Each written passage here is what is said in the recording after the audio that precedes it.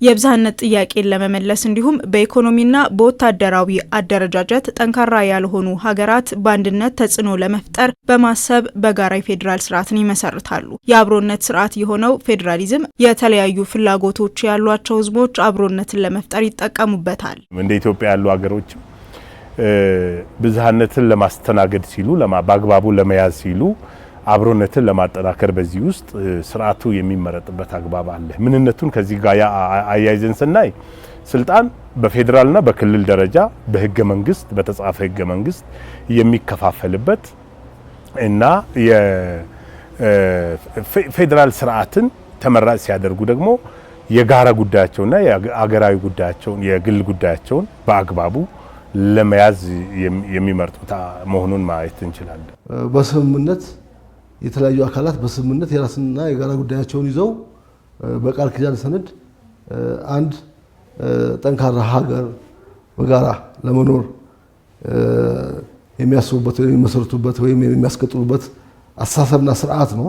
የፌዴራሊዝም ስርዓትን የብዝሃ ባህልና ማንነት ባለቤት የሆነችው ኢትዮጵያም ትከተለዋለች። ስርዓቱም የብሔር ብሔረሰቦችና ህዝቦችን መብቶችን ለመመለስና ብዝሃ ጥያቄን ለማስተናገድ ተመራጭ ነው። ለመሆኑ የፌዴራሊዝም ስርዓት ኢትዮጵያ ዛሬ ላይ ስለመድረሷ ምን አበርክቶ አስገኝቷል? ያኔ ባንጀምሩ ነው አሁን መጀመር ነበረብን ፌዴራል ስርዓት ብዬ አስባለሁ። ለምን የኛ ማህበረሰብ በባህሪው በእኛ ትምህርት የፌዴራል ማህበረሰብ ይባላል ወይ ደግሞ ብዝሃነት ያለበት ማህበረሰብ ማለት ነው። ይሄ ብዝሃነት ያለበት ማህበረሰብ የተሻለ መስተናገድ የሚችለው በፌዴራል ስርዓት ነው። ሰዎች ፌዴራል ስርዓትን ይተቻሉ፣ ለኢትዮጵያ አልጠቀመም የሚል ጥያቄ ያነሳሉ። የፌዴራል ስርዓቱን ባንተገብር ኑሮ ምን ነበር ምን ሆነው የሚለው ነገር ወደ ኋላ ዞር ብለን ብናስብ አስቸጋሪ ነው የሚሆነው።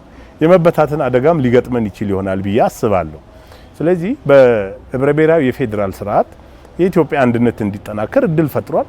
የግል ብሔር ብሔረሰቦች መብት ጥያቄን መልስ እንዲያገኝ እና አገራዊ ጉዳይ ላይ ደግሞ በጋራ እንድንቆም እድል ፈጥሯል። ከዚህም ባለፈ ደግሞ ኢትዮጵያ የፌዴራሊዝም ስርዓትን መከተሏ ለብሔር ብሔረሰቦች ተጠቃሚነት አበርክቶ የጎላ መሆኑ ይነሳል። ለክልሎች መልማትም የድርሻውን ተወጥቷል። ኢትዮጵያ ውስጥ የፌዴራል ስርዓትን ያውም የህብረ ብሔራዊ የፌዴራል ስርዓት መመረጡ የራሱ ጥንካሬና ፋይዳ አምጥቷል። ለምሳሌ ኢትዮጵያ ውስጥ የነበረው የብሔር ጥያቄ ምላሽ አግኝቷል። ብሔር ብሔረሰቦችና ህዝቦች ታውቀዋል። ባህል፣ ቋንቋቸውን፣ ታሪካቸውን የመጠቀም የመገልገል የማሳወቅ መብታቸውን አግኝተዋል።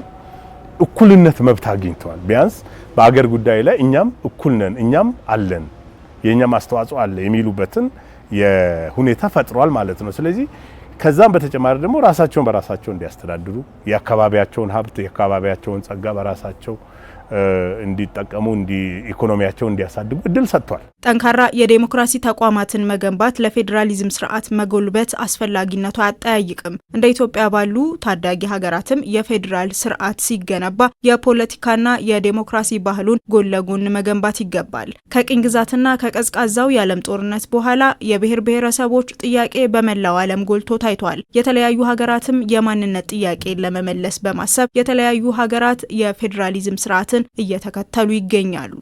ህንድ አሁን ከ1950 ጀምራ ፌዴራል ስርዓትን ተከተለዋ እና የህንድን ዳይቨርሲቲ ይዛ አንጻራዊ በሆነ መልኩ ደግሞ የተሻለ ዲሞክራሲ ኤክሰርሳይዝ የምታደርግና የምታወቀው በኢኮኖሚ እያደገች ነው። በቴክኖሎጂ እና ህንድ ትልቅ ምሳሌ ናት። ስዊዝ ፌዴሬሽን የድሮ የስዊዝ ኮንፌዴሬሽን በኋላ የብሔርተኝነቱ ያመጣው ነው። አካታች የሆነ ስዊዘርላንድ ላይ 4 ቋንቋዎች ይነገራሉ። እነዚህ 4 ቋንቋዎች እውቅና አግኝተው ከማንነት ጋር ተያይዞ እውቅና ያገኙበትን ሁኔታ ማየት እንችላለን። ቤልጂየምን ማየት እንችላለን። ቤልጂየም ውስጥ ብራሰልስ ላይ የፍሌሚሽ ተናጋሪዎች አሉ፣ የፈረንሳይ ማለት ተናጋሪዎች አሉ፣ የጀርመን ተናጋሪዎች አሉ። እነዚህን እንዴት አድርገን ብዝሃነታቸውን ጠብቀን መብታቸውን አስከብረን ይዘን እንሂድ በሚል በዚህ አይነቱ አካታች የህብረ ብሔራዊ ፌዴራል ስርዓትን የተከተሉ አገሮችን ማየት እንችላለን። እነ ካናዳን ማየት እንችላለን።